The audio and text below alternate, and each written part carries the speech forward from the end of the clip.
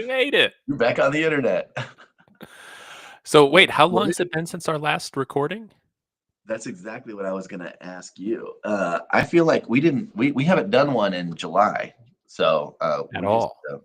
yeah, because we didn't. The last one we did was before we went on our trip, so maybe we should Oh, wow. start just by talking about that. So, welcome Yeah, back to America. Yeah. yeah. I didn't quite do the thing where like I bent down and kissed the ground, but that was because we were at a cruise terminal and it was kind of gross. And so, Right.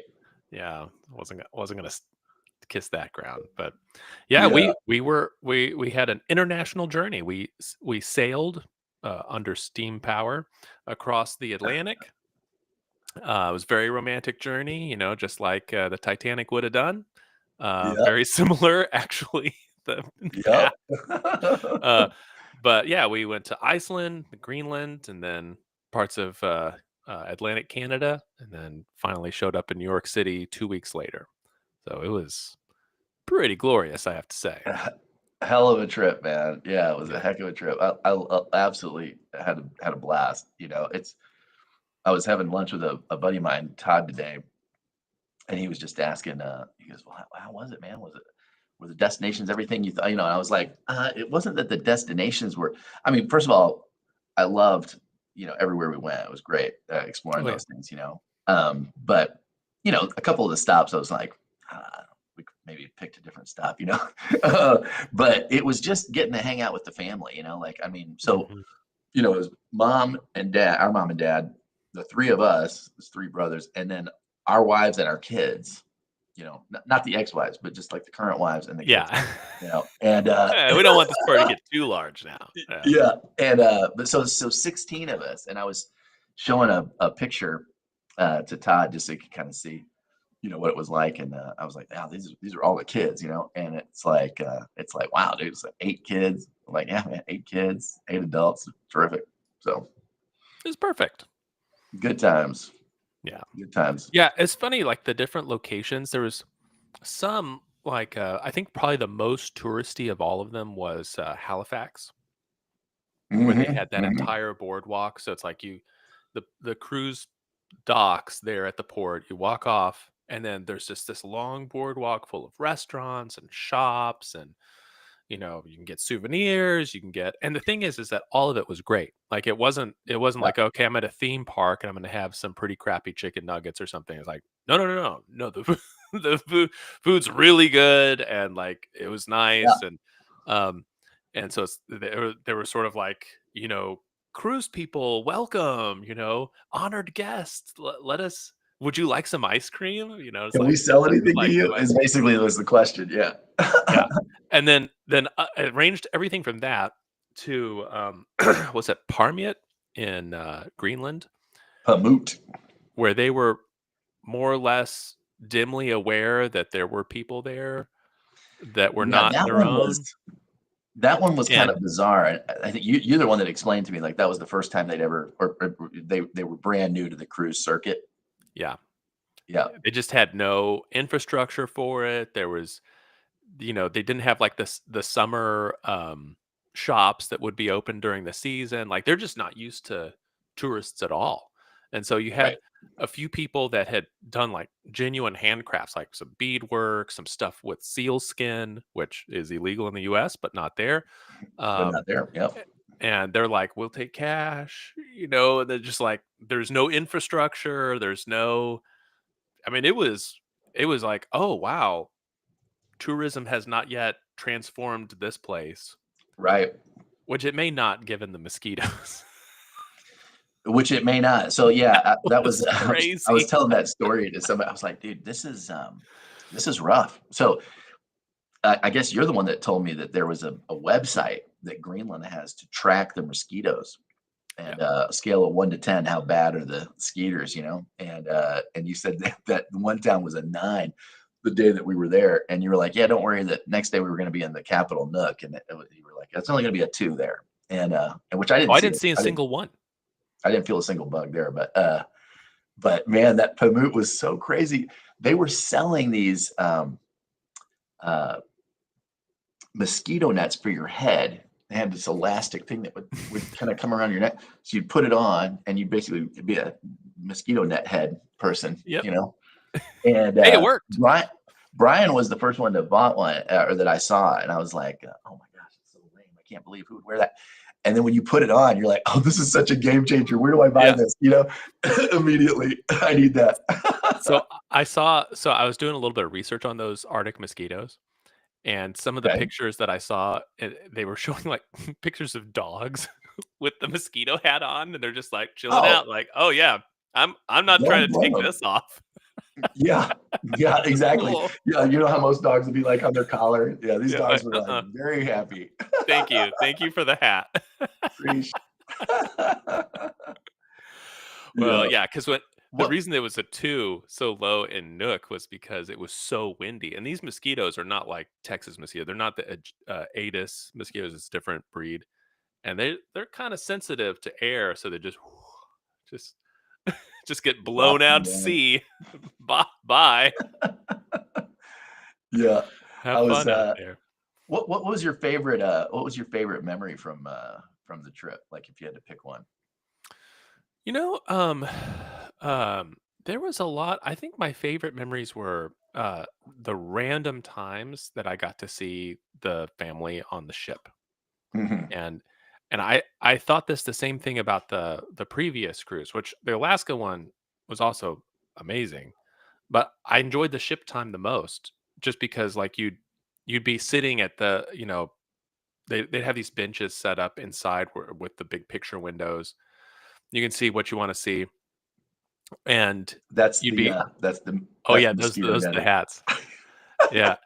So you'd just be sitting there reading, and one of the family would walk by, and they're like, "Hey, what are you doing?" It's like, "Well, I'm gonna go get some cheesecake." I'm like, "Well, I'm gonna go get cheesecake with you. Let's go." And it was just this very chill way to have 16 people. I think if we were all, because there have been times where we've been all together at once for a vacation time, like we went to Galveston in 2020.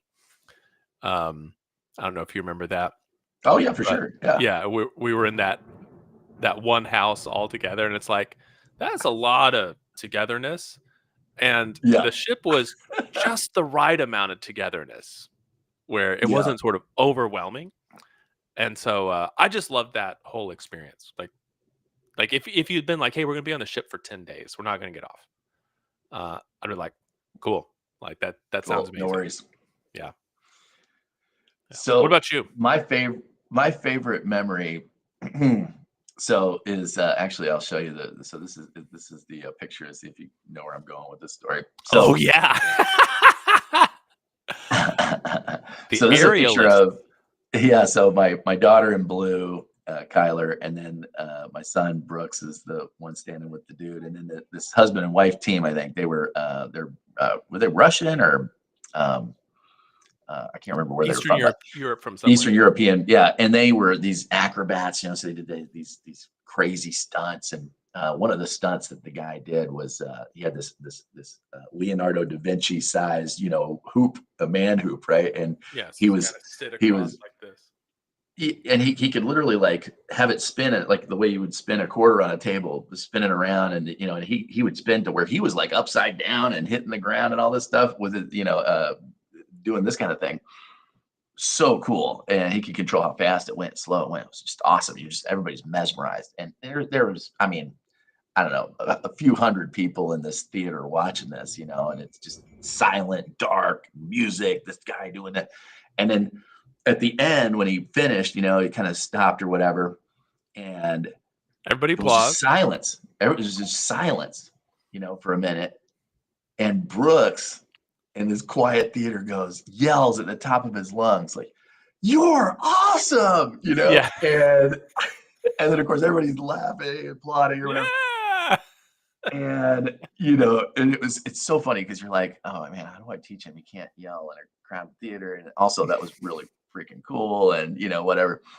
And so anyway, at the end, they wanted to get their pictures taken. And when we came up to take the picture, I said, "Yeah, this is the man here that called you out and said you were awesome or whatever." And their faces lit up. "Oh, that was you! Oh, wow!"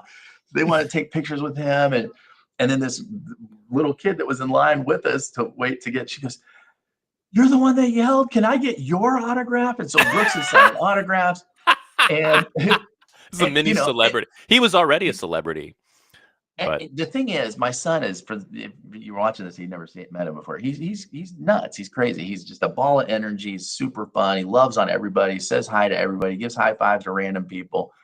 And he's always getting in trouble. Like the first night that we were there, he like slammed his finger in the door, and we had to get a band-aid and other stuff for him. But he's crying. The people on the ship were helping him. But dude, by like the third or fourth day, I think like everybody knew who he was. It's like the service people. You walk into the restaurant, for dinner, and oh, Mr. Brooks is here. Oh, look out, everybody, Mr. Brooks. And yeah, and so then they got to call. Oh, you're Brooks's dad. Oh, you're Brooks's mom. And I told Lola, I was like, this is our new future, man. Like our accomplishments are meaningless. It's all the kids now. Yeah, Brooks. Yeah. All I'm good for. Well, man. and for people who haven't met him, not only is he like a very charming kid, but he also has this incredible mischievous energy that is kind of hard to quantify, but like you pick it up instantly that it's like, how much trouble can I get into without being like in real trouble? Not I don't want to go to jail, but Right. let's mess some stuff up, right? And it's Let's it's mess very some stuff up. infectious. It's like, Yep. it's like, hey, I want to break the rules too, man. Let's figure out how to do this together. You first, but I'm in. But you I'm in, first. yeah, I'm right behind you. Oh, so fun, man. Yeah. So fun. It It's was neat amazing hanging to out me with them. too, like that just the I don't know how you are about it, but like I mean, I went through a period of my life where well, actually that's not the right way to say it. I'm in a period in my life right now where family is just way more important than it ever has been, and just the connections that we have as a nuclear family, and then just like my relationship with you, with Brian, with the cousins, with mom and dad. Like it's a much higher priority, I think, than it's ever been. And I don't know, do you feel like that's part of A, are you kind of the same way, and B, do you think that's part of just getting older or having kids or family, or like what do you think, what do you attribute that to? Yeah, I'm definitely more that way now than I was, um, especially in my like early 20s. My early 20s, I was just kind of like, I'm doing me, Right. Yeah, thanks Hey, for the good hey, times. I'm out. yeah, I'm gone, yeah. Or like sort of vaguely like I remember there were times during when I was in college that I barely interacted with Brian at all. Like just nothing. And That's our youngest brother for people watching. yeah. No. And now I think to myself, like, what was wrong with me? But I kind of wonder now. I'm watching my oldest, Claire, do the same kind of thing. She's about to turn 19 here next month. Um, but I'm kind of watching her doing the same kind of stuff, and it's like, oh, this is just a time of life. Like when you're in your early 20s, you're not. Maybe it's like better that you're not really consumed with family because then you won't be able to take the risks or like would you have moved to San Francisco or stayed for a year or however long you were in Aspen or something if you were like, oh man, family's everything to me, like I need to go back to Texas, be with mom and dad also, like you wouldn't have done all that stuff. And Right. Right. so it's like it's probably good that you kind of forget. It's like the what is it in the book of Job where God says like he makes the ostrich forget about its eggs. So Oh, right, like as a gift. didn't know that one. Oh yeah, yeah. So he says something like it's like who he's Job challenges God, like why are you doing this? And he's like, you have no idea what you're talking Right. about, Right. And one of the things on the list was making the ostrich forget Mm, so that it wouldn't be consumed with worry for its eggs. So the ostrich lays its eggs and it's out of his mind. It's just not even worried about it anymore. Go live. Um, that's I just, interesting. Yeah. yeah. So it's like maybe it's good for us when we're younger to just it's just not in our heads at all. And then later on, this is the age. If this was a previous, if we were having this conversation, 50 or 100 years ago, we'd both be about to be grandpas, or maybe already would be. Exactly. Yeah. We And already so would be. Yeah. right. So this would be the ideal time to be like, no, family is everything. Right. Right. Like, you know, like, Right. I'm going to move to be close to my kids so I can be with the grandkids. And, like, yeah, this would be the right time.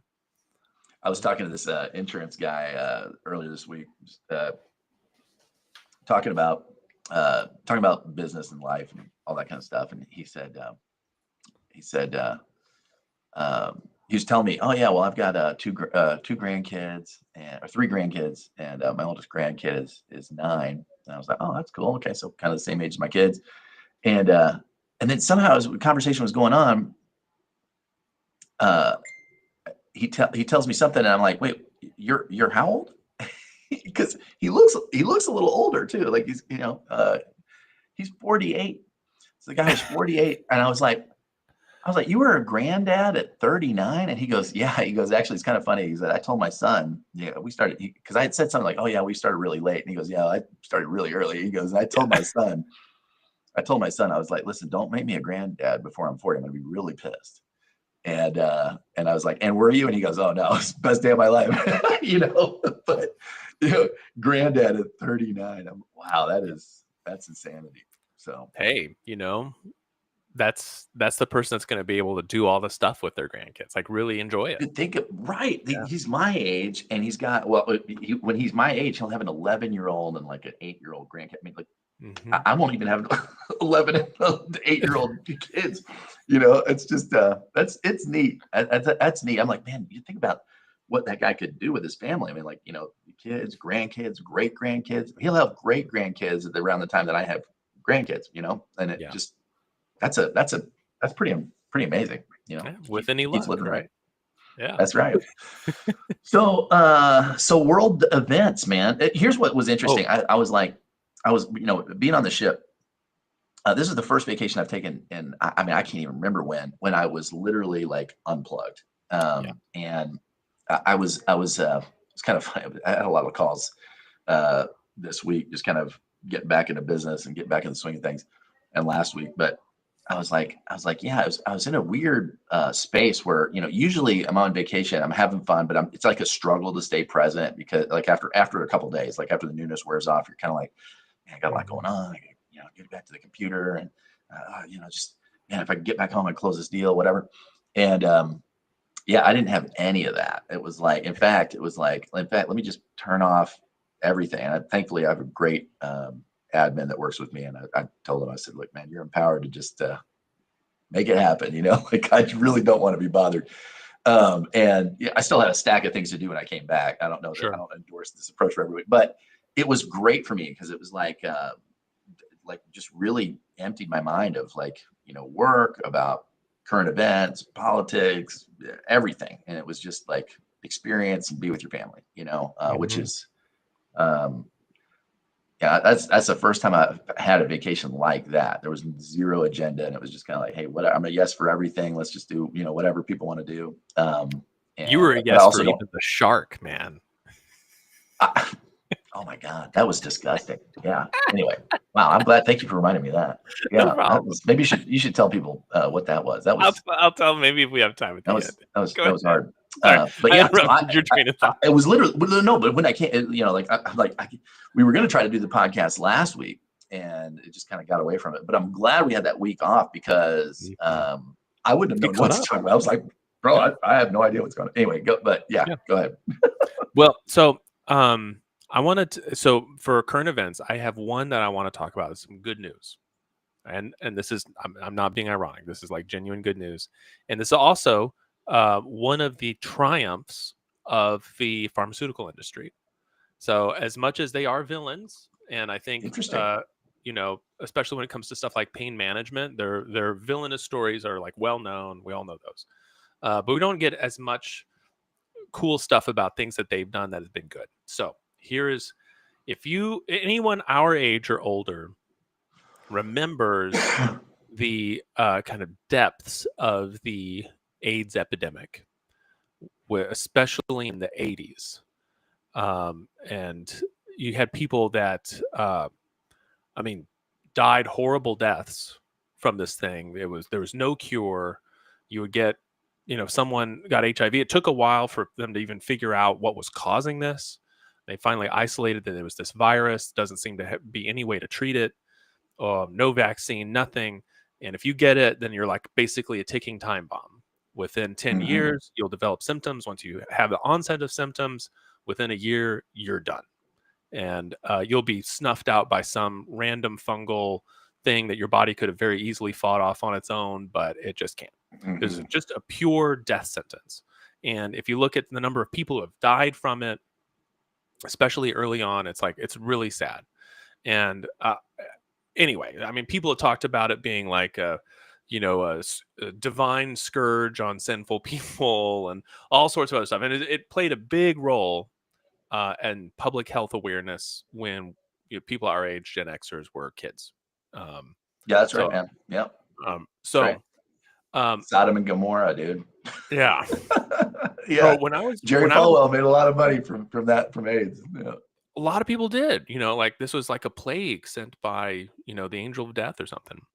Um, so when I was a teenager, they had developed basically a cocktail model where if they gave you the sequence of drugs, and it was, I think, 7 or 8 that you'd have to take on a pretty regimented schedule, like, every 6 hours, you got to take the next one or whatever, they could prevent HIV from ever developing into full AIDS. And so Hmm. you know, you could keep going. Now, these drugs all had their own side effects that you'd have to deal with, but any of those side effects, it would be fine to take other drugs to deal with those side effects because you're alive. And without them, you would just be dead. And so slowly being HIV positive went from 100% death sentence within the next Right. X number of years to something really bad, but treatable. And we can extend your life really long. Though it has Right. gotten better and better and better until um, now, I think what's pretty typical is you take one pill once a day, and not only does it prevent HIV from developing into AIDS, but it drops your viral load down to a level so low you're not even contagious anymore. Wow. Yeah, one a day. Now, here's what was announced. Um, they have now developed a shot that you can take once every 6 months that does the same thing. So instead of having to remember Wow. your daily pill, you go in once every 6 months, get the shot, your viral load drops so low, there is no detection. Now, if you stop taking it, your viral load goes back up. But Sure, as sure, sure. but like it's not that you have a bunch of HIV in your system, but you're never developing AIDS. It's like the HIV goes down to almost nothing. That's amazing, And dude. what they found out, and this is what the EU just gave approval for, I think today, was that this drug, the once every 6 months shot, can also be used to prevent infection, which So you means can that use it as a prophylactic, basically, as a right? prophylactic, Yep. right? And now the once a day ones you could have already done that with, but again, once a day, it's a long term medication, and it's hard to See, do. ladies are used to that. You know, Well, yes, but one a day to prevent invasion of your body. Yeah. well, the issue though is that the places where HIV infection rates are really high are areas that don't have a lot of Right. infrastructure for pharmacies and stuff. But they are the kind of places where you can send teams out to give people shots, especially Hmm. like a once every 6 month kind of shot. And so there is a chance within our lifetime, like the technology We can currently eradicate exists to eradicate it, AIDS. or That's bring the amazing, level dude. to make it so rare that it's like, yes, it happens, but it's like one in a million instead of some areas of the world being like a real live threat. So I think that is amazing for anybody again our age who went through hearing all this stuff and seeing people afraid of it, the movies that were made at the Oh, time. dude, people were terrified. I mean, Yeah, and and they should have been. It's Philadelphia is one of my totally favorite. killer. Yeah. Yeah, Yeah. and so to see it like now defanged, and maybe soon gone, I think is it's like a miracle. Yeah, So it really is. so That's good wow. good That's news of the day. Um, Yeah, that is great. That's not just a win for pharma. That's a win for everybody. That's a win yeah, for humanity. May yeah. not be a win for the planet, but It's a win for humanity. So yeah. Why wouldn't it be a win for the planet? Oh, too many people? Yeah, Nah, fewer humans, the it doesn't kill people better fast enough. planet. No, no, it doesn't kill people fast enough. That's the problem with it. Is that if you were trying Oh, to is use that it as what a it is? if you're trying to use it as a depopulation scheme, HIV is way too slow. You got 10 Way too years to like slow. keep passing on your genes. That's no good. Well, so this is a twisted question. What's your favorite depopulation disease? If you could unleash a bio weapon, but only using commonly known diseases, which one would work the best? Are you Heart serious? disease? This is terrible. This is a terrible Yeah, question. this is a bad question. No, Yeah. Uh, you don't even want to entertain it, huh? Okay. well, so I mean, we've already done it with bubonic plague. Yeah. Well, That in fact, not it's interesting you said that because I remember AIDS used to be called the gay plague. That's what everybody called it. So, yeah. yeah, back in the day. But didn't bubonic plague take out a third of Europe, and then smallpox, when it was introduced into North America, killed something like 85% or 90% of the native population of North America? Yeah, I don't know those numbers, but I know it was pretty bad. What was the cocktail of diseases that Cortez and those guys brought to South America that basically devastated? It was something like Smallpox. 97%. That's That's smallpox. smallpox? That's smallpox. So Yeah. there you go. Yeah. That's probably the winner of that. I'm trying to think of maybe I framed the question wrong. Like Mother Nature, what does he say in that movie World War Z? Mother Nature's a serial killer. Right. But yeah, right. So what is Mother Nature's favorite weapon? There you go. I guess. Yeah. I mean, probably either that one or uh, in, m- if we were just talking about raw numbers, it would probably be malaria. But malaria doesn't make Ooh, you malaria.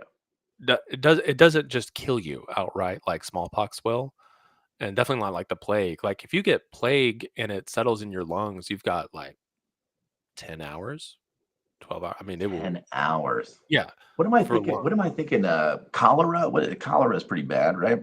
Cholera, Typhus. typhoid's pretty bad. I mean, there's plenty of diseases that will wipe out densely populated areas. I mean, what makes Like malaria heavily contagious and yeah, and you just what have no what makes idea. malaria so interesting is that the reservoir is mosquitoes, and so you don't really need a lot of human hosts to keep the cycle Keep it going. going. So Mhm. like, well, humans need water, and that's where That's where mosquitoes the tend to mosquitoes breed. are. So there's going to be some areas where bands of areas where the mosquitoes are. Now, malaria used to be a huge deal in the U.S., um, but then there was all these um, swamp draining projects in the 16 and 1700s, Oh, and they I they thought you were. eradicated malaria by I thought geoengineering. I thought you They were going a different direction there. Yeah. Before no no RFK and Trump came in to drain the swamp, no no no no malaria. no no no Yeah. Yeah. literally, like you'd have these swamp areas, and they would go through and like use irrigation stuff and drain it out, and it's like no more malaria here. You get like so it's like, well, you have fast moving river water, mosquito larvae can't hatch in there. You've got the ocean. It's those areas in between, the sort of brackish, stagnant water areas. There was a lot of them in the south, and they all got most of the malaria areas got drained out. So that's why we Got don't drained have out. malaria in the U.S. That was the big when Thomas Jefferson, I think, was trying to lobby for the Capitol being D.C. That was the conversation. It was like, it's the swamp, Malaria. dude. Yeah, Malaria. Yeah, yeah. We can't put it there. What's wrong with we're New not going York? there. It was already New We're not York. going. New York. New York is the capital. You can put the Yeah, capital anywhere you want, but it is New York. it is Yeah. New York. Hey, which Speaking of New York, dude, what could do you still be think of the this? same. What do you think about this Mamdani guy? Have you been I paying any think it's attention to great. this?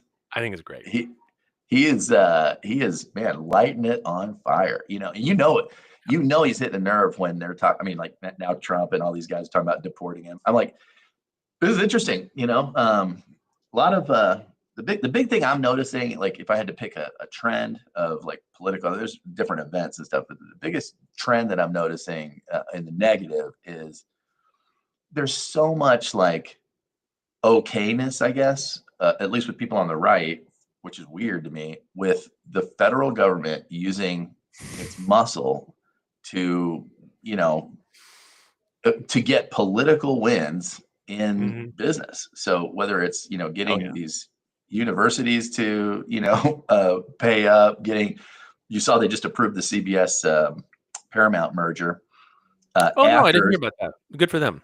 a- yeah, well, after CBS, paid their, it was contingent. CBS felt on them settling the Trump case and shutting up Stephen Colbert, and it's like, well, to what? Mhm. Well, The fact, Colbert was costing them, $40 million a year. That program was running a sure, loss, $40 million a sure, year, but and how long had it been doing that he for himself, years, Colbert, was making $20 million a year. So this right? is like, But that's less than Rachel Maddow, and they'd been running that loss for a long time. That wasn't. You don't think the timing was any? Nothing to see here. Nothing with the timing. We just fire him. And we're going no, to well, announce his show closing 1 week before the decision is supposed to be made, and we're going to let him run for the rest of the year. So it's not like they're not uncomfortable with losing money for the. I mean, they could have just canceled the show. That's what you usually do. If it's a financial one, why would you let it well, run through the year? Anyway. probably because they have union contracts for those, and so it's probably money already spent. That'd be my Mhm. guess.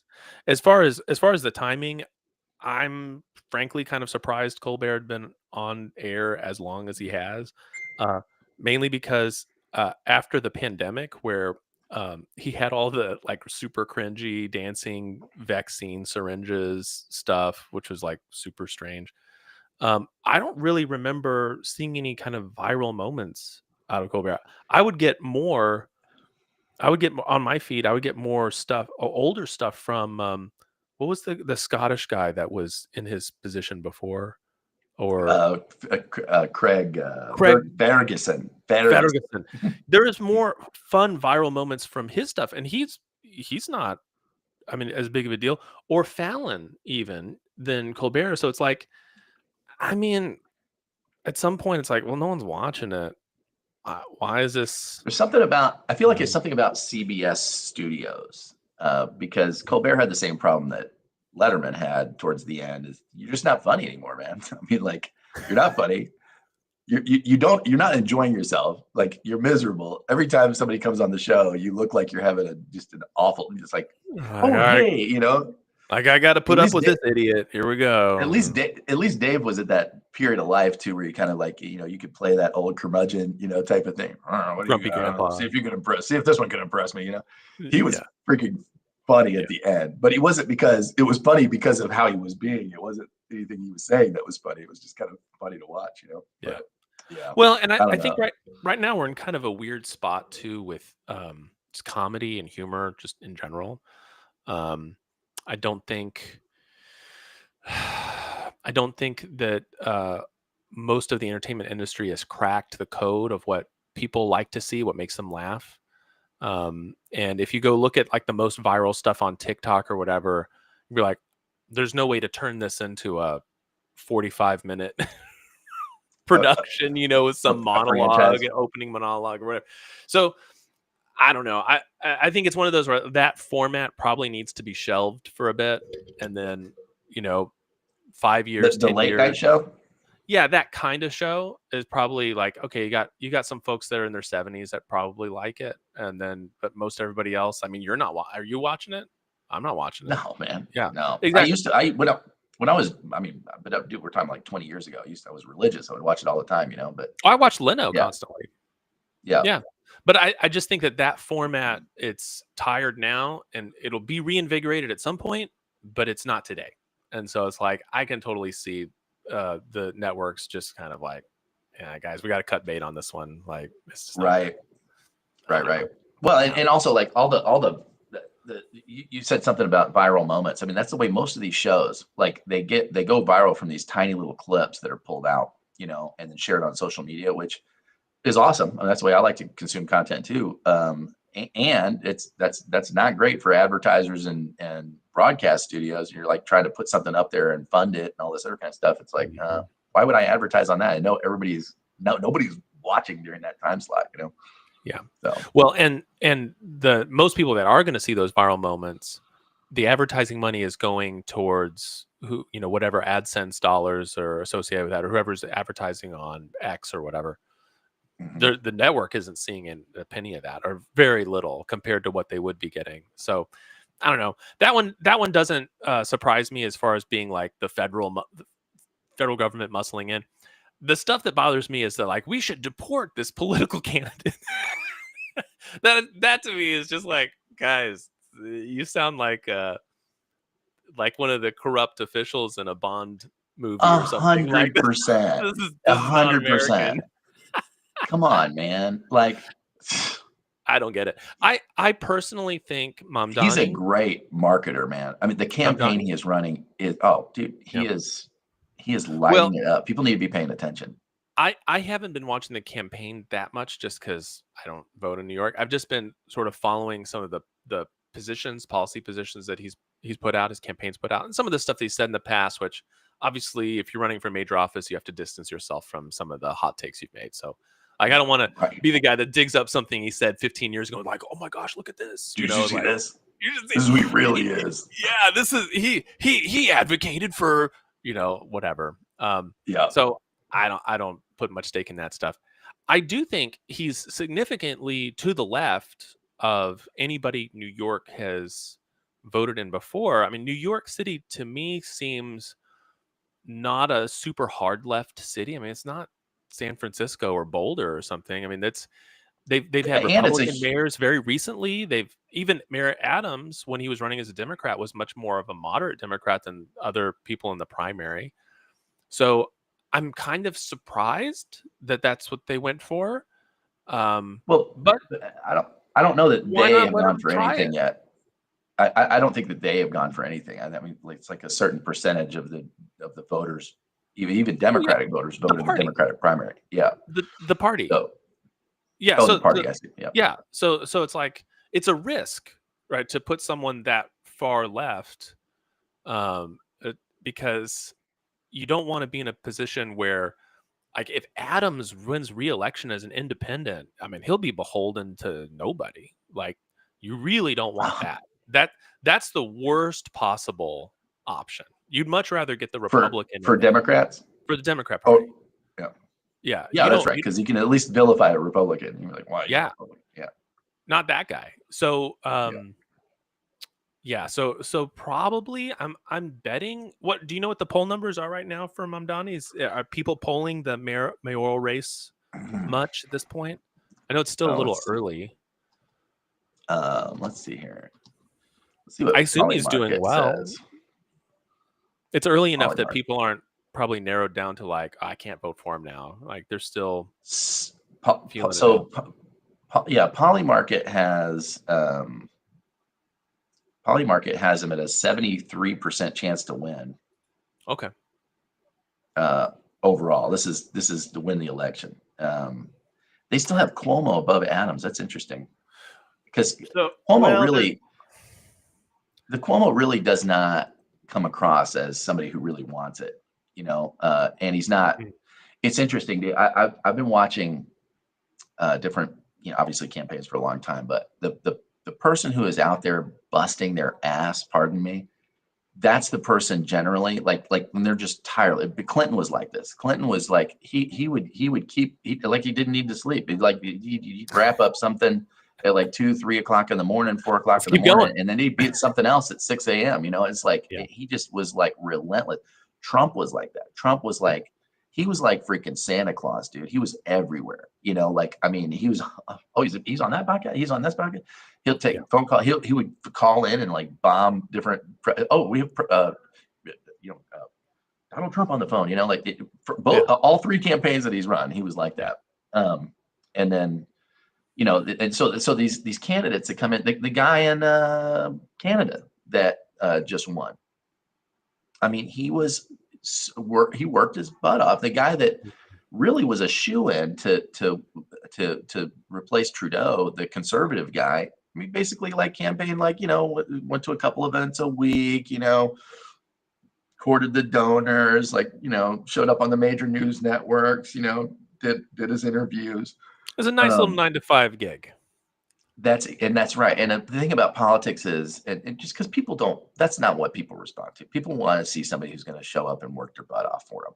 Either Yeah. that or somebody who's so connected that they know they're going to bring home the bacon no matter what. Right. So that's what, like, Mitch McConnell is always going to win as long as he would run, because it's like, dude, that guy makes it happen.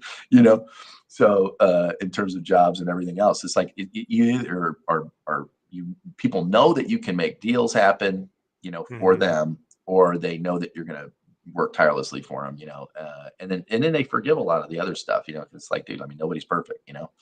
So So so you really feel like what do they call it? Retail politicking is still a pretty powerful um, 100%. that's a At pretty least powerful, even in the uh, sort of in the age of social media, shall we say, it's still powerful. look at the way he's campaigning. Like those he's creating those viral moments because he's always out there. He's always out there doing something. Like people would make fun of, like, Trump during this last campaign, going to McDonald's. Oh, he's making himself look like an idiot. I'm like, dude, that was brilliant. That is great politics. That will sell. People will be talking about that. Like, oh, Yeah. I could vote for that guy. Da, da, da. Even though they already know him and know everything else about it, it's like he's that's you know. Um, I don't know. Cuomo definitely doesn't have that. I Mhm. feel like this is like a consolation prize for him getting booted out of being a guy, and it's a comeback for him, but it's Mhm. really not about New York or about New York City or anything else. It's just, how do I get political redemption, because I deserve it. Da da da. And maybe I shouldn't let them force me. Whatever the case may be. Yeah. And Adams, he's got a lot of problems. I mean, but the thing about Adams is he's a hard worker. So I mean, I know he's out there campaigning, but the problem is Cuomo's going to split. You know, whatever his vote is. I wonder what the polling is here. Let's see. Polling New York Well, you mayor. know, the problem. So what I can't tell right now with Adams is if his incumbency helps or hurts, and it's just I'm not there, so I don't know what the vibe is. Um, So as you far as whether people generally like what he's done or not, so which look I at think this. is So this is different from polls. this Um, is your this is your and this is what, I don't know what who called it this, but well, you're a philosopher. What's the prisoner's dilemma? Can you define that for us? oh, right, right, Classically, yeah. somebody described this as the prisoner's dilemma, and the way that I understood it was, like, so Adams needs Cuomo to get out of the race so he can consolidate that base. Cuomo needs Adams to get out of the race so he can consolidate. Basically, whoever, if there was just one person against Mamdani, that person would more than likely win, because Hmm. Mamdani's views are, let's say, experimental, at best, right? Yeah, So, experimental is right, a and good so word. That's a good word. yes, so you can see here, like, so a Harris poll conducted. This is what it's saying here. Harris poll conducted between uh, last week in July. Mamdani leads with 26% in a four-way race, Hmm. followed by Cuomo, right, and Silva, and then Adams trails at 13. And then in an alternative scenario, if Adams were not in the race, now Hmm. Cuomo is statistically tied but slightly ahead. And then in head to head, Mamdani leads Adams but trails Cuomo by a significant 15-point margin, which I think has a lot to do with name recognition. Obviously people know who Do Cuomo you is. so does New York, they have a runoff system, right? Right. Yes. And Okay. do they have ranked choice? I forget if New York. I don't think they do. I think they're a runoff. If they're a runoff system, then really what this is uh probably a race to see who gets to challenge the Mamdani, the Democrat official Democrat candidate. And so then it's there's no reason for them to leave the race because like the real race is after we sort out who's going to fight him. Unless he Maybe. magically gets 51%, which in which case it doesn't matter anyway. Well, so here's what it says. So New York Okay. uses ranked choice voting, also known as Ooh. instant runoff. Okay. Under this system, voters rank their preferred candidates in order rather than selecting just one. If no candidate receives a majority, the candidate with the fewest votes is eliminated, and their votes are redistributed to the voters' next preferred choices. And this process continues until one candidate secure. So it actually, they mechanically do it. So there's no runoff. It's just an instant runoff. Okay, does that also count for the mayor's race? I don't know. Well, yeah, it should. The system was adopted following 73% of voters in New York City. Yep, 2025 New York City, the ranked choice voting system was triggered because no candidate received a majority of first choice votes. In the primary. So that's why he And got that's that. what led him to get the nominee. Yep. After several rounds of vote Uh, redistribution. that's fascinating. That gives Actually, the I that do gives like the that. people with the fewest, the ones that support the least popular candidate, have a slightly greater um, effect than the people who um, got this or were in favor of the second choice candidate, Hmm. which is a little strange. Yeah, whatever. But Yeah. it's like people always come back to that. Like, no, no, one person, one vote. It's like, come on, man. No, well, so I mean, this is one of those things where I mean, I'm kind of Aristotelian on this, where out of all the forms of picking people to rule, they all have pluses and minuses. And so it's really just about picking a mix that works for your society. So um, this is one of the pluses or minuses of, one of the effects of this style of voting. It doesn't make it right or Yeah. wrong. You What's that pick the quote trade-offs you like. they said democracy is the absolute worst form of government, except for all the other ones that have been tried. Yeah. Yeah. Well, kind of a funny thing about that.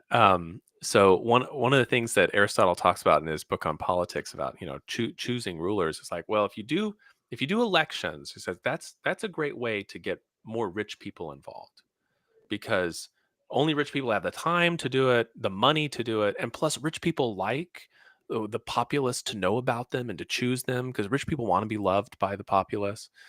So it's like, if you Do want they? to inject a lot of money into politics, you should run elections.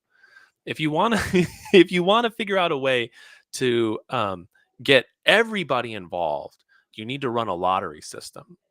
And you just like you draw the name out of the hat and be like, it's your turn. It's your turn to decide this. So like, imagine something where, okay, some decision comes up, like, do we declare war on, Right. Fredonia? And then Fredonia Fredonia. leads the So then way. so then what we do is we will literally draft 100 people at random to go meet. We'll pay for it. You're going to have to force them because they're not going to want to put up with all this stuff. You guys figure it out. You Whatever you figure it out. decide, we're gonna do. You chose. And we do that with the jury system, by the way. So Yeah, that's that's right. that's our model for the jury system. It's That's like, interesting. you have to force people. You have to do it by lottery. But anyway, so it's just like, there's Well, there's so no right or wrong. It just depends on what you want. one thing I did want to talk about that I think is just really cool, and I think is actually great, and took a lot of kind of um, well, I don't want to bury the lead. There's this legislation they It's just got amazing. signed. Incredible. This legislation they just signed. It's called the Genius Act. Have you heard of this? I've heard about it, but I don't know anything about it. So it's crypto legislation, and Oh, yeah, yeah, yeah, yeah. this is one of the best things I think, and it's just amazing that they were able to get this done.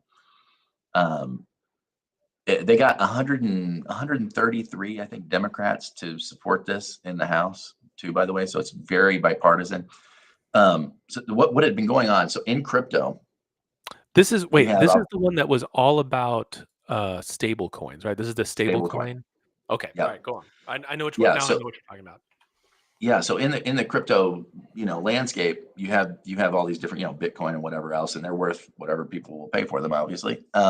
But then you have stable coins, and the what a stable coin is supposed to do is, if I go buy $1,000 of this particular stable coin, then it should be a 1-to-1. So I'm taking 1,000 US dollars, let's say, and I'm going to buy 1,000 of whatever this cryptocurrency is.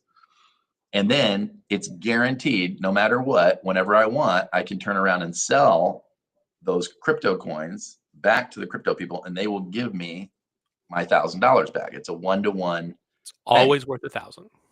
Always worth $1,000. It's that's it. And so what they now, um, under the Biden administration, they started suing a lot of these companies and going after them because they felt like, and there's some legitimacy to this. They felt like, well, that's challenging the U.S. dollar. We create the dollar, not you. You can't, have some mimicking, currency or what. I don't know what laws they were using, but basically they were going after them.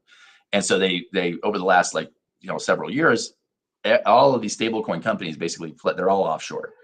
And the problem with it is you really, I mean, I've used them and they always work fine, but you just never know, because it's like, who's auditing them? What are they doing with the money? All that kind of stuff.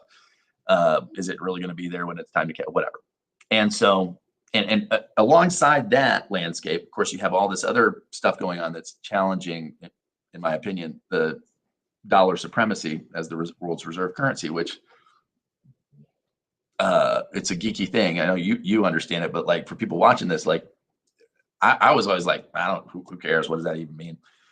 The reason that we can issue the ridiculous amounts of debt that we have, right? The $36 trillion, whatever it is because, and more. And more is more. Yeah. 20 trillion more over the next decade. Yeah. It's just nuts what they're doing with the big, beautiful blow up bill here. But anyway, not that I'm going to give any of the tax cuts back. Thank you. I appreciate it. If we're spinning ourselves into oblivion, then hey, at least I need to get mine.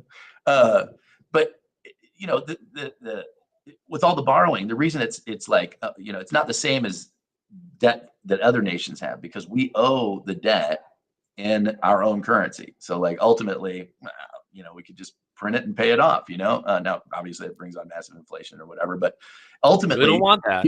We don't want that, and we can't.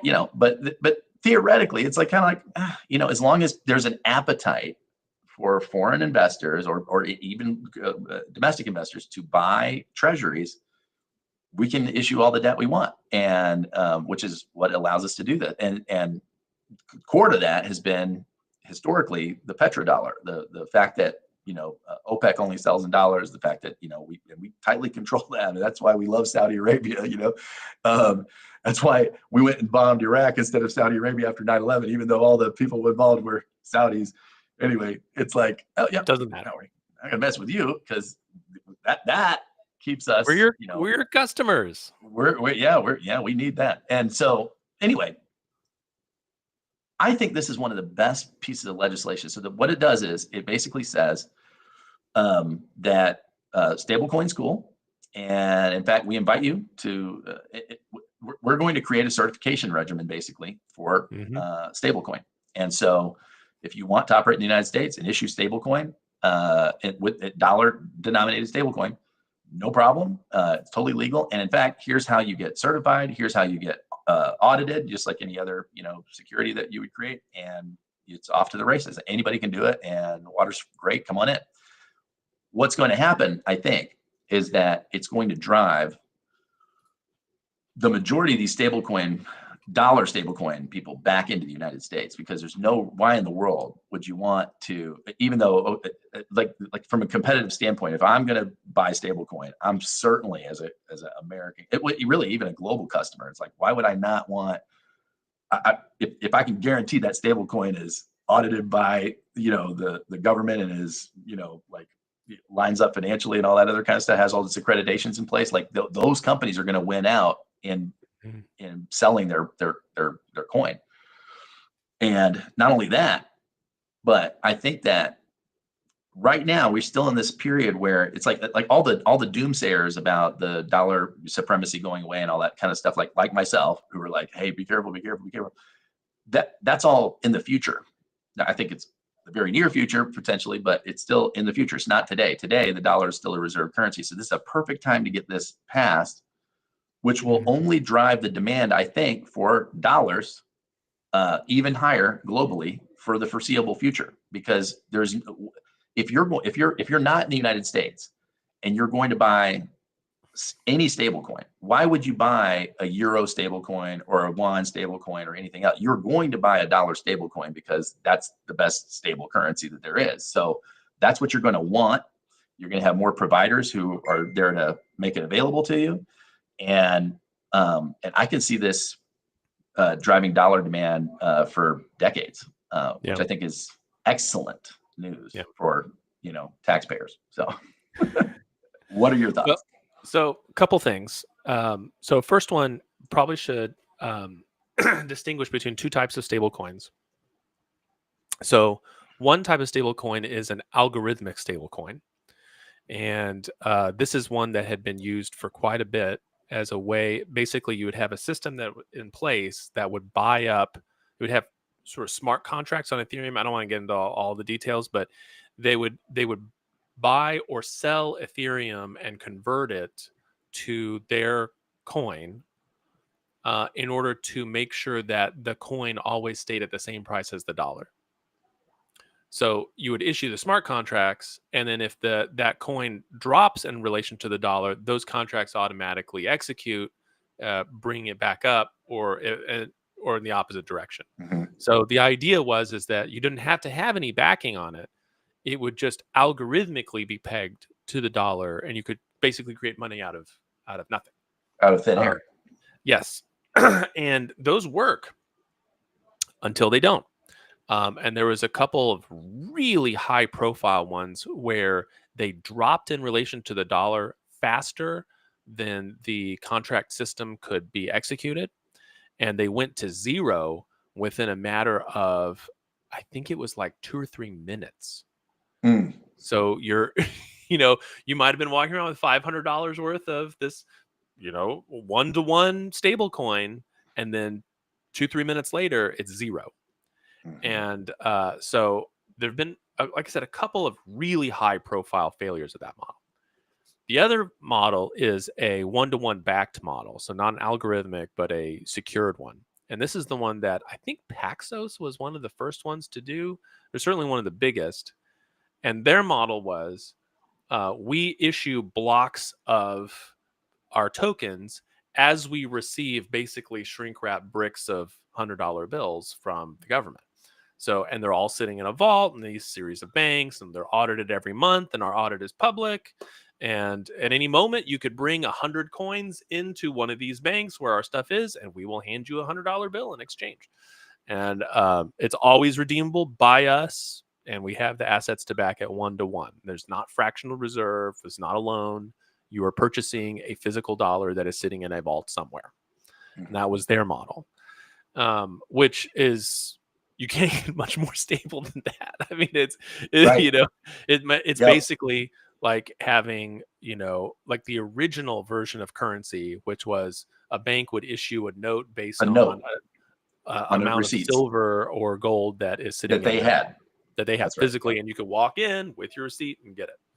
There you go. Yep. Uh, so, what they did looks like is that they more or less straight up adopted the Paxos model, just copy pasted it, which is the most stable version. Um, and I think that's really good. I think um, probably what happens next now that and this is the thing that I'm hoping for. So we always grew up with cash is king. I mean, I remember plenty of places where cash only. I remember when McDonald's first started taking credit cards. Mhm. Like if you went to McDonald's, you paid in cash. Like you handed a credit card to them. They didn't have even the ability to because back then you'd What have to is put it this? in one of the things and you'd Oh, fill it yeah, out and yeah. sign it and Yeah, get the yeah. carbon. It's like we're not Yeah, doing that. You're paying 59 cents for a hamburger, dude. Like just yeah. give us a Hey, where's couple your money? quarters Where's and your a money? dime. You didn't bring any money? You didn't bring any McDonald's. money. So the problem I see right now is so this is one of the things that I kind of concerns me is single points of failure. So I'm very concerned, for example, about TSMC, the company being a single point of failure for semiconductors for the entire Western world. I think this is a real problem. Um, so one of the single points of failure for you living your life is Visa. No matter what it is that you're doing, the banking system and your ability to buy things or pay for things goes through payment processors. And Mhm. there are not always good or even neutral actors. So some of the kind of famous things that they do is for a while they were cracking down on gun purchases by tracking those separately. They're Mm, right now muscling parts of the anime industry in Japan. Japanese anime sometimes is a little on the spicy side, a little on the lewd side, and they're like, "Well, this is for children, and so you cannot. We will block access to your ability to take payments if you mm, platform these particular artists." Um, Same thing is happening with video games. Steam right now, the biggest clearinghouse for PC games, put out a statement saying that they've had to change their content guidelines um, because payment processors are threatening to cut them off. And by payment processors, it's really Visa because PayPal will do whatever Visa says. Same thing mhm. happened in 2020 during the pandemic when there was plenty of people that were very skeptical or about various things what the government was saying about the pandemic. The places that you would try to get your message out there would sometimes be shut down, not by a government censor or by an ISP, but by a payment processor that would say if your blog platform keeps running stuff that says that the virus came from a lab in Shanghai or something like that, then This you racist nonsense. yeah Yeah.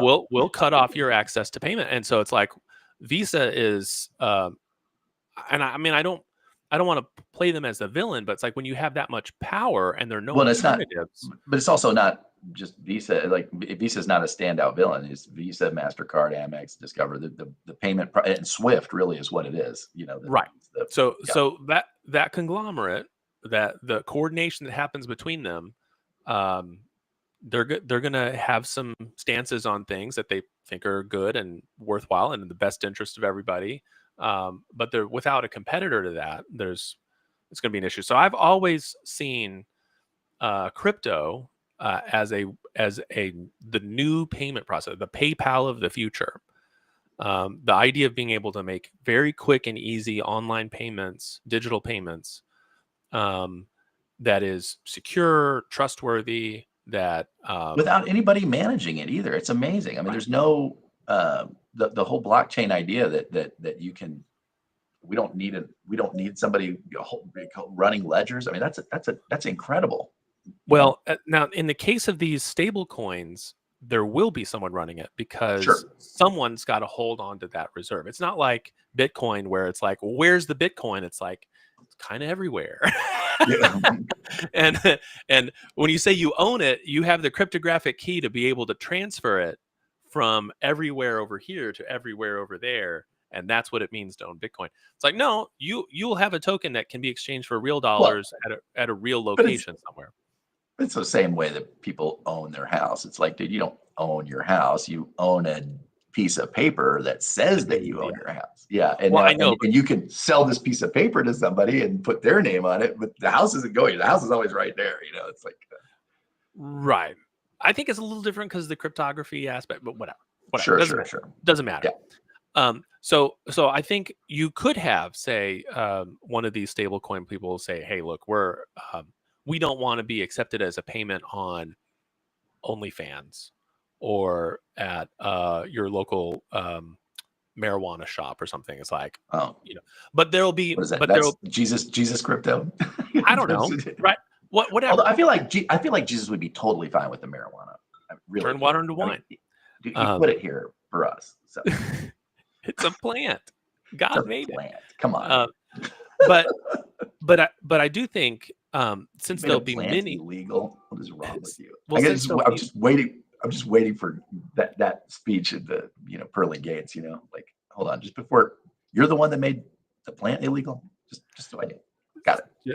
So about 6 years ago, a Republican in the Texas House introduced a bill to legalize marijuana um, on that grounds that it was made by God and it's disrespectful to creation to outlaw a plant.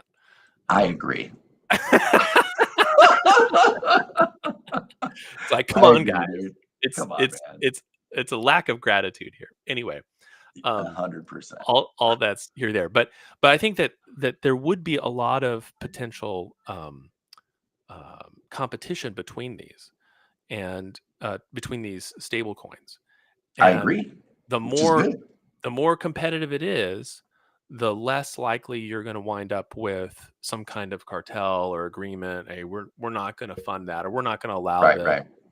And so I'm really hoping it has that effect. And now that it'll be official, like I'm just imagining the way, I mean, if you think about how many different payment apps I have on my phone, I've got PayPal, Venmo, I've got my Google Pay, I've got all this stuff. Imagine How having many one on crypto there. wallets do you have? I mean, like, Well, I mean, imagine I one have that's half a dozen, easy. imagine a really easy one that is one to one with dollars. You don't have to sit there and wonder how much is in there. It's like it's the same as your PayPal wallet or whatever, and then you just Hmm. tap and it's instant. You're not waiting 5 minutes for it to clear through the network, 100%. Yep. and it's like that will take off. Especially if you imagine it. If the fees are the way they are with most of these stable coins, and it's like 0.1% of the transaction, Right. it's like instead of paying 3% from Stripe, it's like, Right. oh, I could accept a 0.1% and it's tap and go. You're about to see. That's what I'm saying. You're about to see a sea change in where people put their money and how people accept money because of this. And I mean, they deserve great credit for that, because that is long overdue. Somebody was going to do it, and it's Mhm. amazing that I can't even believe it's like, oh, America's the first one to actually have legislation like this. To be like, That's pretty welcome, here's incredible. how to do it. Yeah, yeah. Yeah. All the other locations or havens are basically, it's like, well, we don't prosecute here. So it's like, okay, well, but now it's Yeah. like, no, You're not you're only do we safe not from prosecute, like we extradition. right, right. Like, where is this? In the Cayman Islands. What? No. Yeah. What is this? Yeah. So I was really impressed with that. They got another one coming up here called the Clarity Act. I don't know enough about that one as much, Oh, but it's but yeah, they're bound to make the U.S. the crypto capital of the world. But I'm all for it. I think it's great.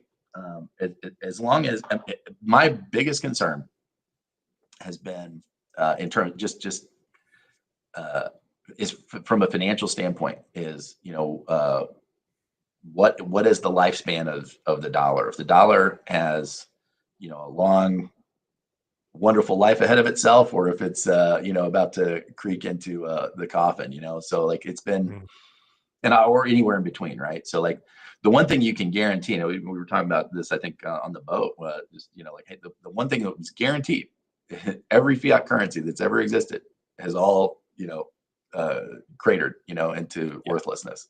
And so you can count on that is eventually the end here, but like a carefully managed lifespan, I mean, a couple hundred years, 3 4, I don't know what the longest lifespan is, but there's no reason why we can't extend the life and all this other kind of stuff if they're making smart Mhm. decisions, and this was a smart decision. Yeah. So Agreed. I was excited about Agreed. that.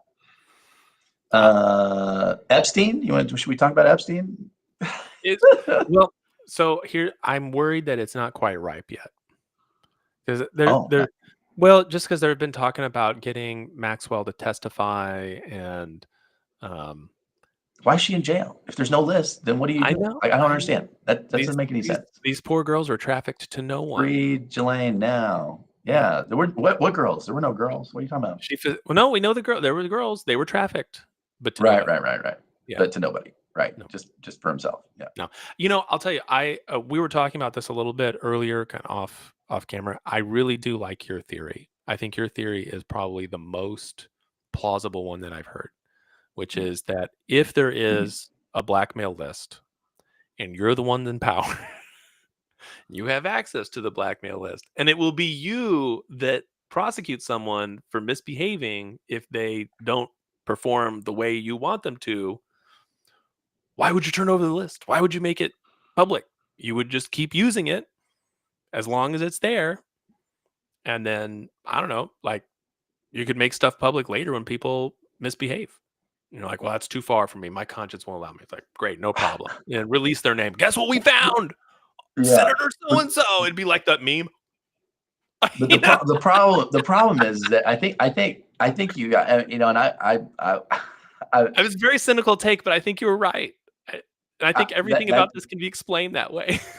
that is my take on it. But I also layering on top of that, uh, I think plenty of these guys are in there. I think I mean, just even the reveals from this Oh yeah. last week or so. It's like, okay, Trump obviously was better friends with him than he let on, and obviously, and obviously he's in the files. And somebody was visiting the Oval Office a couple days ago or whatever, and they leaked out that he had said, "Oh, they're gonna f me on this one." He's like, that he was never involved with any of the illegal stuff, but he's way more Yeah, visible, I guess, I in the think timeline than. well, and that may be it's hard to know because I think I think it's been pretty well known that they knew each other. They were both in New York. They both ran in similar Knew circles. each They've been Yeah, on the dude, he plane, called him his best friend. Well, Yeah, Epstein called Trump his best friend. right. Like so I think this is sort of well known by everyone. So if it's like, oh my gosh, they were connected. It's like, yeah, we already knew that. I think it But that's may why be I don't understand. Did you ever see that movie Clear and Present Danger, the Harrison Ford, sure. Yeah, yeah, yeah, Tom yeah. Clancy movie? Yeah. So at the very beginning of the movie, One of the many Jack. uh, yeah, one of the many Jack Ryans. At the very beginning of the movie, this guy gets killed. This family gets executed on their yacht or whatever, and he was a friend of the president, big donor. And then about halfway through the movie, you start realizing, oh, this guy who was friends with the president was a donor, was actually laundering money for the drug cartels. And so and so they're having this meeting in the Oval Office, and he's like, we need to distance ourselves fast, like da da da. And Ryan is kind of like, and he goes, "Oh, you don't disagree? What do you think?" And he's like, "I wouldn't do that at all. I would go the other way." So it's like, if he says, "Weren't you friends?" It's like, no, we weren't friends. We were great friends. If somebody says, "Oh, we heard you were great friends," no, we were lifelong friends. Like whatever they say, like embrace, and you give them nowhere to go. There's nowhere to go with that. It's like, yeah, we were Mhm. friends. I'm just as blown away as the rest of you, right? Like that's it. And end of story. And whereas I don't Trump for all his foibles is a brilliant media person. Like he just Mhm. really understands, or has shown himself to understand how the media works, how people consume media, et cetera. And this has been such a knuckleheaded. Yeah. Um, of course, we don't know everything. There's obviously something that's motivating this knuckleheaded behavior. That's where I'm kind of like, I don't understand. If it was initially when they first said it, we were on the boat and we Yeah. first heard the news that they were not going to release anything else. That I told you that take. I'm like, well, yeah, why would they give that up, right? However, the ham-handedness of how they've handled things between us finding that out and today, which is what this 3 weeks ago, it's Mhm. like there's something else there that's just messed up because it doesn't explain why would you, for example, say like he had signed his birthday book and had drawn, the outline of a naked lady or whatever, like I don't know if you saw it. It's like it's just it's a Trump drawing or whatever. Outline is like, and he signed his birthday card, something like "Happy birthday, Jeff. May every day may every day be an amazing secret," or something like that, right? Or may every day be filled with an amazing new secret. So Okay. obviously, like either he was participatory to some secrets or knew some secrets, or maybe he was just effing around, whatever the case may be. You could spin that a million different ways. But instead of Yeah. just saying, well, yeah, I sent him a birthday card. Yeah, I'm a little lewd. I make crazy stuff. I mean, everybody knows that. Everybody's got access to Hollywood. It's not a big deal, right? Like We already we know. all we all know. Locker room talk. Just Locker say, room talk. just yeah, yeah, yeah, yeah. I like hot women. He likes hot women. I sent him a birthday Yeah. card. Big deal. That's all you had to say. Instead, it's like, that wasn't me. I don't draw pictures. I don't draw it. I've never drawn a. I don't even know. It's like, what are you talking about? You auction off pictures that you've drawn for like we've seen you. Everybody's done. So it's like, would it Yeah. be like this? Did the president draw this picture? Is this picture real? And now it's like it creates this whole like, that the environment is going to be ripe for people to go after you. I don't understand. I just don't. There's something there that's just not Yeah. right. I don't know. As a media strategy, it may be something where it's like, as much as we've sort of gone back and forth on the whole, Trump Russia collusion thing and which parts are real, which parts aren't, that does give you an example of like a juicy bone that you could just keep chewing on for almost 10 years. Um, and it's like, well, But if only if the dog is hungry. You right, but you make the dog so full that he can't eat. That's like bones on another bone. I can't handle it. That's what you well, do. I know, but this one might be juicy enough. Like there might be stuff in there that's juicy enough that it's like we're just gonna have like the slow drip of more people, more stuff, more instead if you just deny everything and people are upset and they're like, oh, why didn't you release the list? Oh, there's probably something shady there, but there's nothing else to say. There's no like, oh, did you see the late? We found this in footnote 15 of like this one document that in a deposition that was released, and no one noticed it before. It's like, that just goes on forever. And instead, if it's like, no, what? I have no idea what you're talking about. I've never seen him. Who's that man? I don't know that man. And just walk off.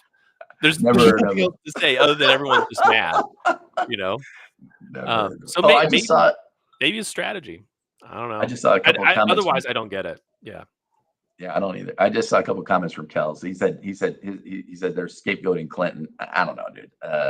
Maybe everyone knows Clinton's a scumbag. Clinton's a douche. Like, and oh no, great president. Iffy human being. But so and then he has this other comment, which is great. He's going back to the crypto. He said, my grandmother had 8 kids and wasn't allowed to have a bank account. This back in the day, they didn't open accounts for women. So grandpa had to write blank checks when he would get deployed so that she could fill them in for groceries at the grocery store while he was on deployment. Dude, talk about a different way to live, man. A stable coin with an app would have helped grandma. Grandma needed a Bitcoin wallet, Kels. Yeah, that would have been really nice to pull out something that looked like it came out of Star Trek. Tap to pay. Oh my God. Can you imagine writing a check at the grocery store? I can't remember the last time I saw somebody do that. I do remember. Do they? I remember I saw somebody write a check, but gosh, this has been a couple years ago. I'm trying to think the last time I saw somebody physically write a check at the grocery store. And I remember whoever this lady was, she was thankfully in a different line, but I saw her doing it and I was like, I'm so glad I'm not standing behind her. Like, well, the checks now are really interesting. They don't actually take the check. There's a machine. Oh yeah, they run it through it reads the barcode and then it does a instant draft from their checking account. And so then the check itself is just like a record of that bank the transaction that already took it. Yeah, but they never present it for. That happens instantly. Yeah. I'm interested. In fact, I just somebody told me this recently. I'm curious. Let's see here. So, what you looking at there? All right. What percentage? You're using Google? Man. Of the U.S. monetary supply is physical versus digital. You don't like Google? Who should I use? We'll use whoever. Just use AI. You'd put it in. Just use AI mode. Oh yeah. Oh, let's don't do a website. Ugh, websites. We'll go to the Nazi AI. See what Grok says. Hey, I have something to say about Grok in a minute, but let's see what this is. Yeah. No. 90% only exists digitally. Think about that. No way.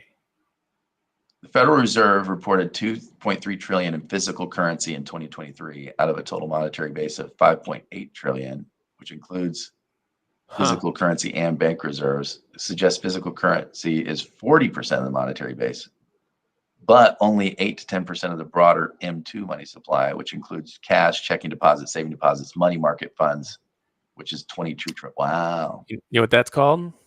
Fractional reserve banking. Mm-hmm. That's what that is right there. It's interesting. Yeah, somebody was explaining this to me, I don't know, a couple of years ago, but I was like, wow, that's really, I still don't have my head around it. So basically when a bank loans money, you're actually creating money because the Fed loans the money to the government, right? Or the Fed, well, you don't even have to think about it that way. Fed Just loans imagine money. like the old school model of the bank, right? So the bank gives you deposit $100 in the bank. And Right. so then the bank is going to loan out that money, but they don't loan out $100. They're going to loan out like $300, $4,000. Yeah, That's 40 to 1. Yeah, this is way more. And that reserve is like, well, if something happens and we have to pay it up, we've got the money right here. It's $100. So now we've got $4,000 in circulation, but only $100 of that is like actual money. And since at the bank, everybody at the bank, when you loan it to them, you're not like handing them $100. You're just putting a number in their account. They're going to use that to In pay their account. someone else that's also at your bank, right? Functionally, because the banks do those interbank loans at the end of the night. That's right.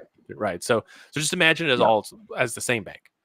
And so, so like you're buying something when you pay your vendor with that money that you borrowed, the vendor is not taking it out as cash either. It's just going to sit into account. So we're just moving the numbers around, and so we can create 4,000 worth of numbers with $100 worth physical.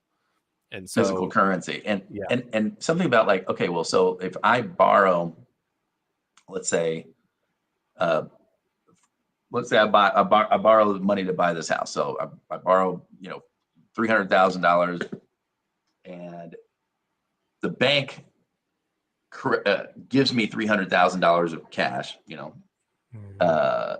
but they've also created a $300,000 account receivable for themselves. So, which is an asset. So they have an asset that's worth 300,000, and I have an asset that's worth 300,000, but yet there's only one house. And so, and you just doubled that small little monetary supply. You just doubled it. So like, yeah, as people loan and loan and loan again, it's like, okay, the vendor that I just paid with the money that I borrowed, right, is also probably paying a loan back for the, taco trailer that he's sitting in, right? And so it's like, yeah, and it's just a giant. Grant Cardone calls this the velocity of money, which I think is really interesting. Oh, yeah. Like, the faster that you can get money going through your system, like, so, it's like you have money coming in, let's like typical person once a month or, once every other week, they get twice a month, they get their paycheck, and then they spend their paycheck. So that's the velocity of money through your household, right? Yeah. But if you're running a business, it's like how fast can I, and a lot of it's what he recommends is, just borrow, dude. Because it's like, I'm going to buy this apartment building, I'm going to fill it up with people. How fast can I borrow the money? How fast can I deploy the capital? How fast can I fill it up? How fast can I borrow more money to buy another one? It's fascinating. Just keep it rolling. It's what McConaughey. It's fugazi. It's not real. You don't want them to sell, because then they would get money, and that's real. We don't want that. That's a great scene. I need to watch that again. Dr. Russ. So I'm sharing something to the screen. I don't know if you can see that. Let's see what that is. Okay, yeah, step-by-step logical proof using rules. Using rules of inference and replacement. Oh, okay. So what? Okay. Walk me through this. What are we doing this here? Is so in. Hopefully, none of my former students, future students, will be watching this. But this is a classic problem in logic, and is notoriously hard. It looks easy, if A then B, and if C then D. Therefore, if you have to pick between A or C, you notice A or C. Put this in real world. Yeah. So like, let's say, so here's the classic example, and this is really dumb. But young man is about to go off to Rome to find his fortune, Roman Empire, right? And his mom says, "Son, don't go to Rome because." Okay, are you looking at the A or B, right? Yep. All right. So because if you're in Rome, then A, if you tell the truth, then the people will hate you. And also, if you tell lies, then the gods will hate you. So since you're either going to tell the truth or tell lies, A or C, then either the people will hate you or the gods will hate you. Either way, you're going to be hated. Got it. Okay. Now, the young man says, "No, Mom, you've got it all wrong. See, if I tell the truth, then the gods will love me. And if I tell lies, the people will love me. So since I'm either going to tell the truth or tell lies, then either the gods or the people will love me." Yeah. Either way, I'm going to be loved. Yeah, he became a famous lawyer. Anyway, so that's a kind of a classic dilemma. This is extremely difficult to prove using just standard replacement rules. It's easy if you're able to make assumptions, but it's really hard otherwise. It's so hard, in fact, that even though it's sitting there as the last problem in my homework chart that I hand out, maybe one student per semester will be able to solve it. It's that difficult. Now, Okay. back when ChatGPT first came out and people were saying, oh, you can use it for coding, you can use it for math. I was like, let's see if you can use it for logic. And I gave it very simple logic problems. It couldn't solve any of them. It would make up rules. It would like hallucinate its way out of stuff. And it's like, well, therefore we prove this. It's like, if we assume A, then that means we've proved A. And it's like, but no, you just assumed it. That's not a proof. Slowly it's gotten better. It's still bad. But there are some AI models out there that can solve logic problems well. Microsoft has one called Phi 4. It solves logic problems pretty well. DeepSeek does a great job. There's a few others. But none of them have been able to solve this one. Microsoft's Phi 4 reasoning model, if you give it enough time, will get close. It'll like find it, but then it doesn't recognize that it's found it, and so it kind of goes off and gives you something else. But if like you read through the reasoning, you're like, oh, dude, you had it. It was right there. You know.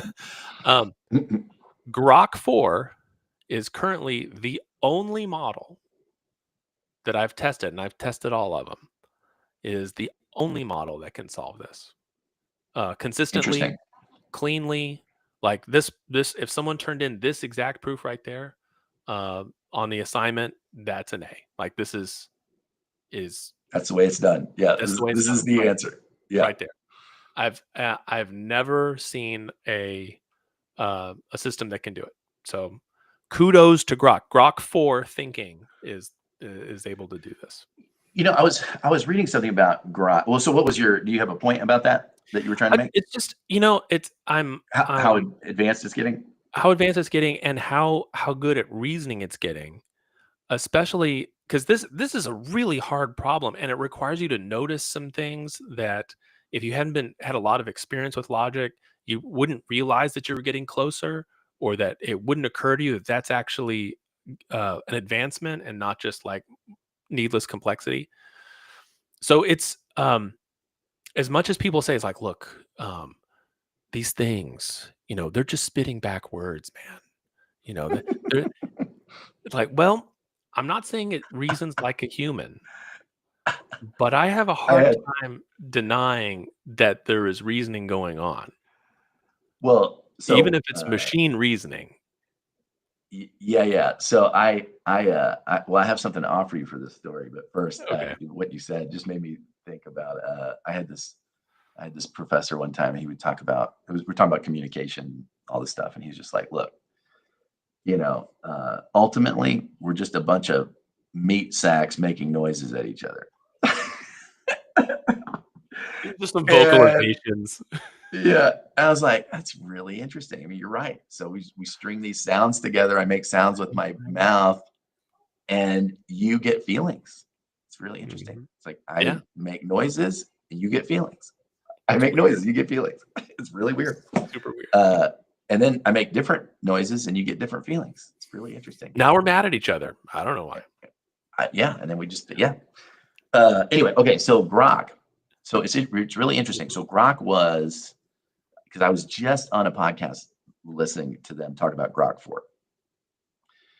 Grok was like dead last in the AI race literally a few months ago.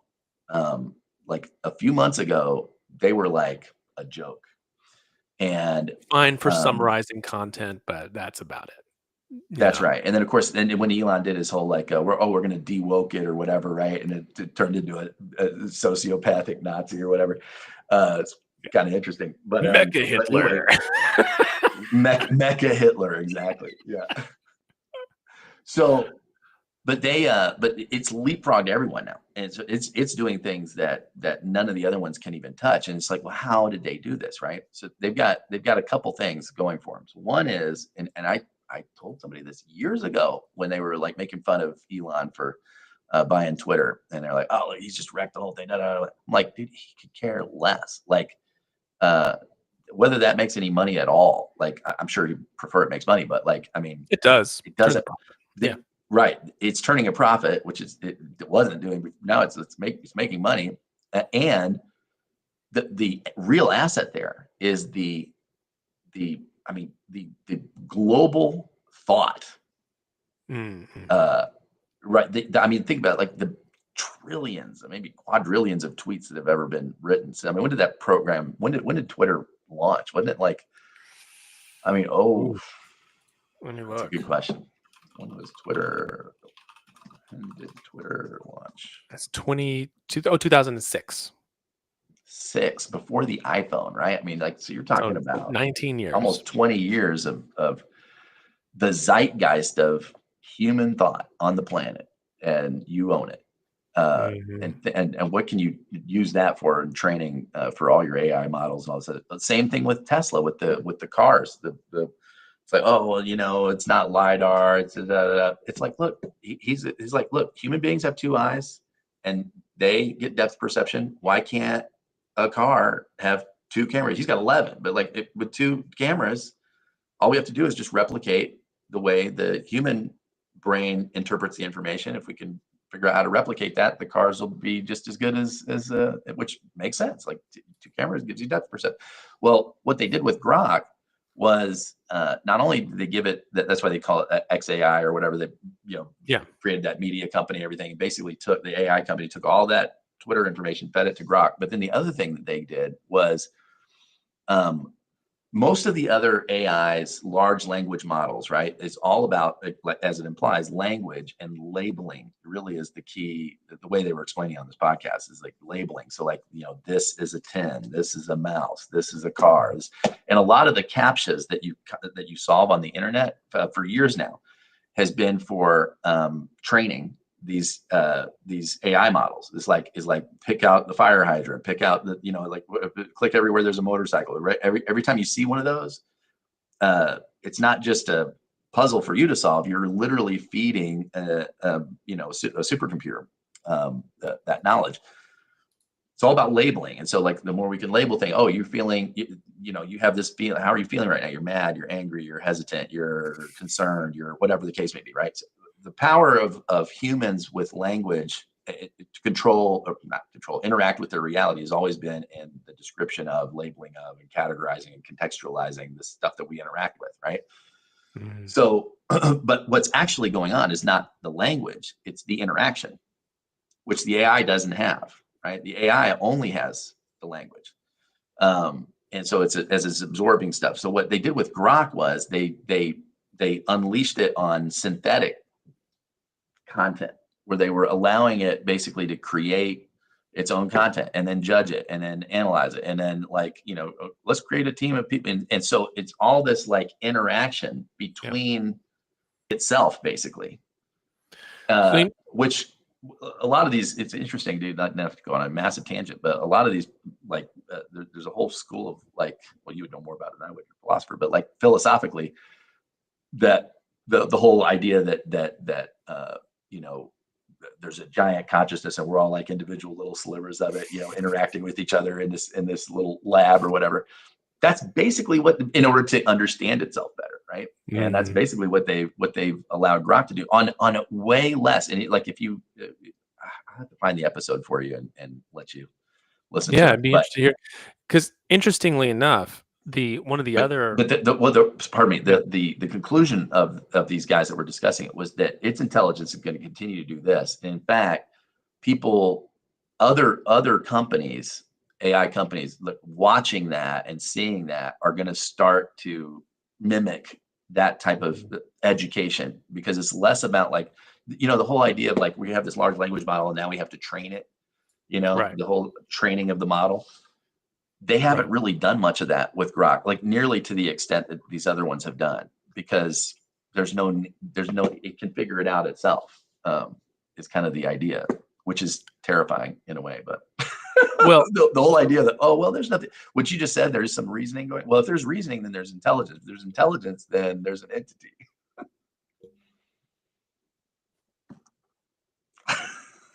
so And again, I'm just using labels. Pardon me, it's my yeah, prerogative as labels, a yeah, human. Yeah, or labels. vocalizing at each other. That's right. Um, so the reason that's interesting to me is that the smallest model that does a good job with logic, I was telling you about Microsoft's 5.4. and this is relatively recent. I think it came out, I want to say like a year ago or less than a year ago. Maybe, yeah, just about a year ago. June 18th of no, wait. No, anyway, 6 months ago or so. Is that they did the same thing. They said they trained it. Most other places, when they're doing training, they're thinking the more quantity of data in, the better. If we give you more stuff to read, Correct. then we'll get more organic, more human-like stuff. They're like, eh. So Microsoft, for this one, picked their sources almost entirely on what they call data quality. So either Mhm. verified things, stuff that's peer reviewed or whatever, and then also something like, I think over half of it is synthetic data, and synthetic data is AI generated. So, um, and this is a very small model, but when it comes to stuff like reasoning, it's way better than even these Mm. giant models made by OpenAI. And 5.4 is, I think, I No mean, it's substitute for doing the work, man. It's classroom yeah, knowledge versus field knowledge, right? And it's like, no, field knowledge wins. 5.4 is only 14 billion parameters. So that's tiny. That's Mhm. extremely small. Um, but it's you know, because the training set is so good and the training set involves synthetic data, that means that they don't have this, because one of the issues that people were worried about was that once you've had the thing read everything human generated, you're done. Hey, copy Yeah. paste that. Share your screen again. I'm just curious. Okay. Uh, Uh, share that Grok screen again. Let me pull it up. Oh, here's kind of funny. Allow window, that window. Okay. All right. So this Okay. is what Kimmy K2 did. Well, this is what I was going to Completely ask you. screwed it up. Oh, okay. I was going to ask you because I literally was just going to ask you. You should put that into Kimmy. I'm curious what Kimmy No, says. no, Kimmy can't do it. It's this. This is no. This is a That's big awful, fail. huh? Yeah, this is an F. This is DeepSeek R1 distilled through Llama. Also a total fail. It looks like it would be right, but no. Um, and then here's What Grok 4. about what Beautiful. about what about Claude? What does Claude do? Okay, Claude can't do it. Although I'll show you. Perplexity? None of the other ones. You No, tried all of them, I guess. Yeah. Yeah. no. So you want to do Claude Sonnet? Do Quinn. I use Quinn all the time. Use Quinn right there No, at the Quinn can't. bottom. I've already tried it. Oh, okay. Yeah, we can try the new one, the 235B. There you go. Yep. Correct. Step by step. All right. Yeah. Oh. Okay. No. Oh, that's interesting. It's No. catching itself. It's like, wait, no, I'm screwing up. No. Material. Uh, no. No. No, it's just, Going in circles. yeah, it's not gonna get there. All right, do I you tell want to you try what, dude. Claude? We can try Yeah, Claude. try it. Do you want to do the reasoning one? Give it the best shot. Yeah, give it the best shot, dude. Yeah. Okay, here we go. Reasoning. And you're saying Grok just spit it out like that, like it didn't go Oh, through no, all no, this. no. It took it a little bit. Oh, okay, okay. I used the reasoning one, and it would go thinking, thinking. It didn't tell me what it was. It was just thinking. Okay, here we go. There we go. Premise, simplification, conjunction. Okay, so it just put it right back. Didn't do anything.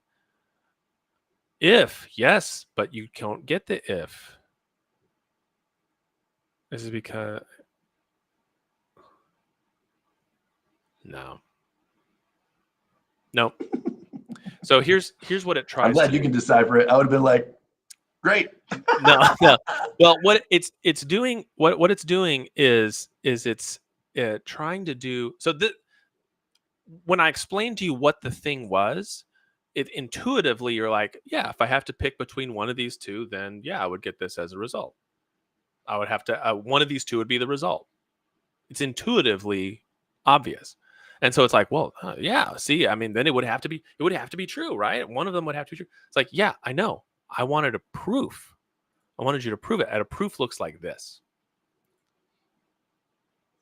So explain to me what I'm reading. So A leads to B. With Right. the very first one, I'm just trying to recite your this? thing. So Yeah. what that means is that A, no matter what. So if I drop this 10, it will fall. Right.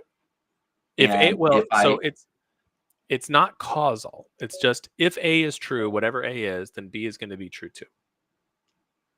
Okay. So right. So it'd be like if the number is 2, then the number is an even number. If A and B, right?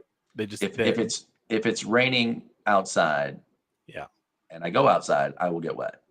Yeah. Yes? So no. Yeah. So if A then B, and then this little symbol here is and, so both of these are true, and then C and D. So this is that premise. So then since this says and, that these two sides are true, since they're true together, that means they're also true separately. So you can just take it out of the and. We do the same thing with the second part over here. And then you have what's the implication replacement? Yeah, implication rule. So if thens can be turned into ors using, there's a lot. Okay, there's no way we can walk through this whole thing. We'll do it. We'll do it on another broadcast. We'll lose all of our. Nobody will tune in again. but this is what a proof looks like, right? So you have basically what you have is you start with one premise, or however many set of premises you have, and then you use particular operations to generate new premises. And you do that over and over, and each one of those steps is a guaranteed valid step. So these rules, simplification, addition, implication, replacement, commutative, those are all sort of known valid procedures. So every premise you create is just as true as the ones that came before. Mm-hmm. And you just keep doing this. You keep creating new premises till you create a premise that is identical to the conclusion. And then when you do that, when you've created one that's identical to the conclusion, then you know that conclusion follows validly from the premises. And so what is its number 17? Its conclusion is what? If A or C is true, then B or D is true. The little v is a wedge. It's just or. Okay. So if A or C, then B or D, which is exactly what you said. Yeah, exactly. They put it into symbolic form. But that's what a proof looks like. Each step is a valid derived step. So the simple thing to do with this would be A then B. So if the number is 2, then the number is even. And if the number is 3, then the number is odd. Therefore, if the number is either 2 or 3, the number is either odd or even. There you go.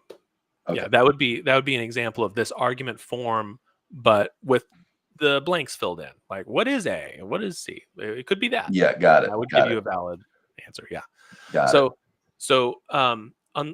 I've been extremely impressed with Grok 4 in terms of its ability to do logic. It's extremely good, way better than I would have thought a commercial one could do. Because the ones currently that do a good job with this are, Grok, Microsoft i4, which is a research model, DeepSeek R1, and V3. Those are the primary ones. So interesting. What do you think of the Chemi one that just got released? So I haven't really played with it. Mostly what I've been doing is logic stuff. The Chemi one is this. It's just completely wrong. Which is, you're like the guy that's like, I'm kind of like this way with Reubens. I'm like, if you're a restaurant and you can make a good Reuben, then you can probably make a really good everything else. You can make a good what? Everything else. Like if your Reubens are good, then sure. I have a feeling that the rest of your food is good, because Reubens, like you gotta, it's not rocket science, but it's also exactly. How Exactly. much roast beef you got on there? It's got to be the right amount. Yeah. Well, Exactly, dude. so here's kind of a funny And thing. you're like, if you Occasionally, can't solve this problem, I'm not interested. well, occasionally you'll get I'll have a student that will try to use AI to cheat. And so if they'll turn in stuff that looks like this. That's like, oh, if I do this, it'll be written out like in sentences, hints from and Yeah, you're like, yeah. no. If someone turned in this, I would have if they just simply copied this, I would have no way of knowing that this wasn't real, other than it's like extremely efficient. This is the most efficient way to do it, except it duplicates 2 lines. It doesn't notice um, that it's kind of like imagine like alphabetizing something and then unalphabetizing it, and you're like, well, we're just Mm, back to where we were. hmm. Okay, it's fine. Yeah, You can do that, but it doesn't. You wasted a step. It you wastes wasted a two. step. It wastes 2 steps. Um, Interesting. so, but I mean, it's kind of amazing. That's Amazing. pretty cool, man. Well, Yeah. dude, this was a good combo. It's good to get back on the air with you, dude. So next week I may be on the road midweek, so we may have to do Uh, it on Friday again. But that's all right. I'll let you know. Summer. All right, man. This is good. Thank you guys for tuning in, and